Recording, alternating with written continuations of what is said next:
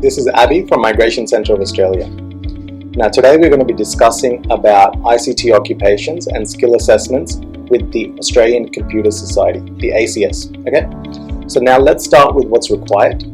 Right, what you require as part of your skill assessment is to prove that you are skilled in a particular occupation, and your occupation will be listed as part of the ACS Skill Assessment Authority and the ones that they assess.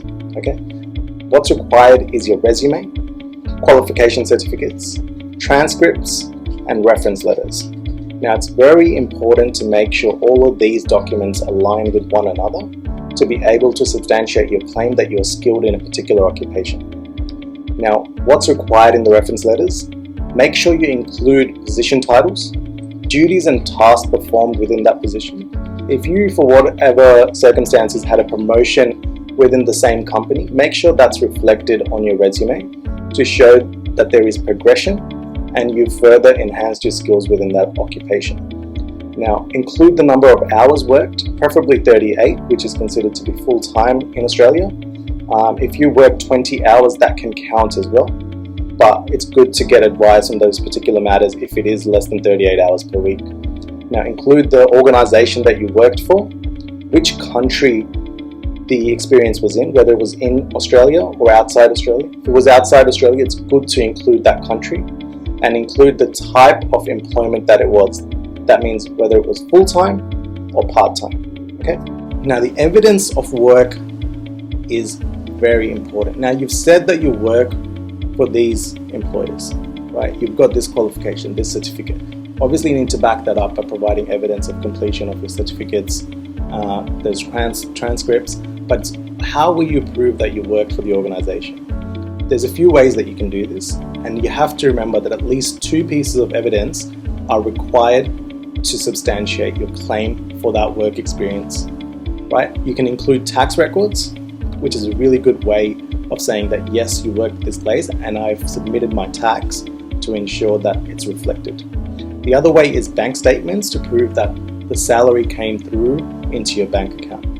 The third way is through insurance or superannuation documents that you worked there and then you were compensated for that in some sort of way.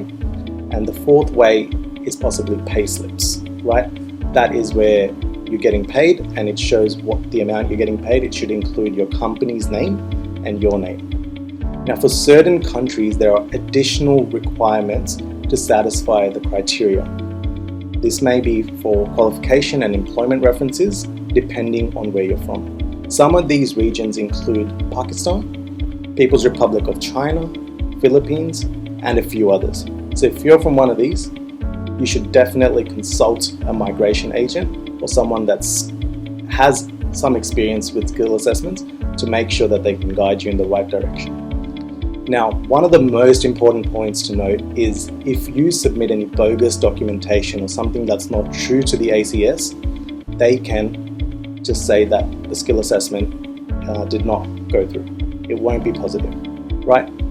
As well as on top of that, they can actually bar you from submitting a skill assessment to the ACS. So make sure whatever you submit, you're able to back up and that it's not fraudulent. Now, the processing times for the ACS vary from about 4 weeks to 6 weeks in our experience, but generally the ACS advises about 8 to 10 weeks.